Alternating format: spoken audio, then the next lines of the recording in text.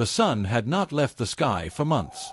It glared down mercilessly on the parched earth, baking it until the once rich soil of Gundu cracked like ancient clay pots.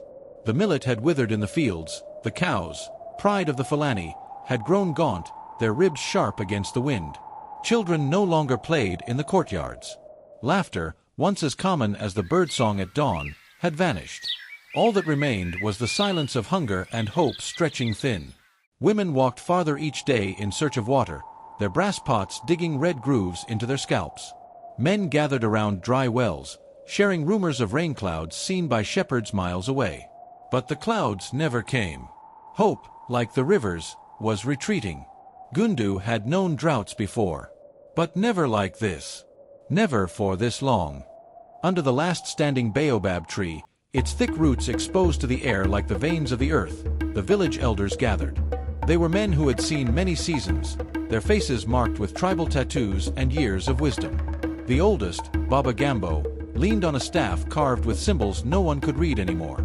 "We must send word to Danlami," he said. "It is time." Murmurs passed through the circle like ripples in a dry pond. "He has not spoken in years," said Musa, the blacksmith. "Why would he help us now?" "Because he is the Rainmaker," Gambo said, his voice low but firm. "And the land still listens to him, even if we have forgotten how." A boy was dispatched to the edge of the forest, where Danlami lived in silence. Danlami was not always a recluse. In his youth, his chants could summon rains from stubborn skies. People came from distant villages, bringing kola nuts, goats, even silver rings, all in exchange for his rituals. But he was never a man of wealth. His power was never for sale. That changed the day the mining company came. They arrived with promises of roads, schools, electricity. They said the land was rich with coltan and gold, and that Danlami's blessings would ensure the earth cooperated. When he refused, they called him primitive. They mocked his dances, laughed at his sacred chants. But he warned them, "If you dig without permission, the sky will answer." They did not listen. The machines roared into the sacred hills. On the third day, a storm unlike any in living memory struck. Lightning split the sky, burning 2 machines and injuring a child. Since that day, Danlami had said nothing. Not one word. When the boy reached Danlami's hut, he found the old man seated cross-legged in the dust, drawing symbols on a gourd with charcoal. He looked up, eyes cloudy yet sharp, as if seeing both the present and something far older. The boy knelt. "The elders ask for rain." Danlami stared at him for a long time. Then, without speaking, he rose. When he arrived in Gundu, silence fell like a blanket.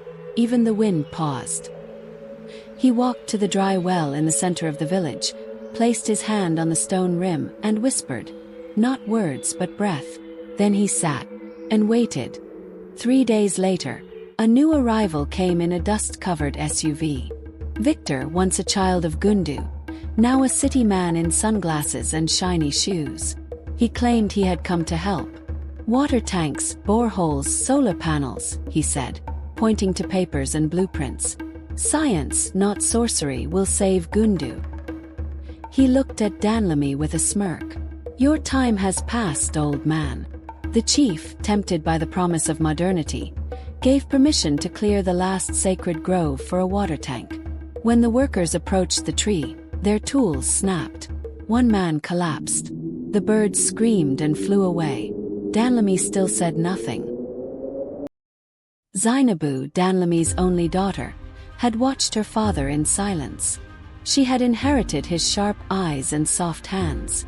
But she was not silent. That night she knelt beside him. "Baba, why don't you stop them? Why don't you speak?" Danlami looked into the fire. Then he took a handful of ash and drew a spiral on her palm. "Power does nought," he whispered. "It listens." At dawn, Danlami stood in the village square. He drew a spiral in the dust. No chants, no drums, just one symbol. The wind picked up. By evening, clouds gathered. Heavy, slow-moving, ancient clouds that smelled of old rains and forgotten seasons. The first drop hit the dust with a hiss. Then the sky wept. As villagers danced and wept in the rain, Victor stood motionless. He approached Danlami. "How did you?" "The land speaks," Danlami said. "But you have to shut up to hear it." 3 weeks later, Danlami passed quietly in his sleep. The village buried him beneath the baobab, where rain still fed the roots. Zainabu took his gourds. She painted. She listened. When the rains faltered the next year, she did not chant. She simply walked into the forest and waited. And the sky remembered.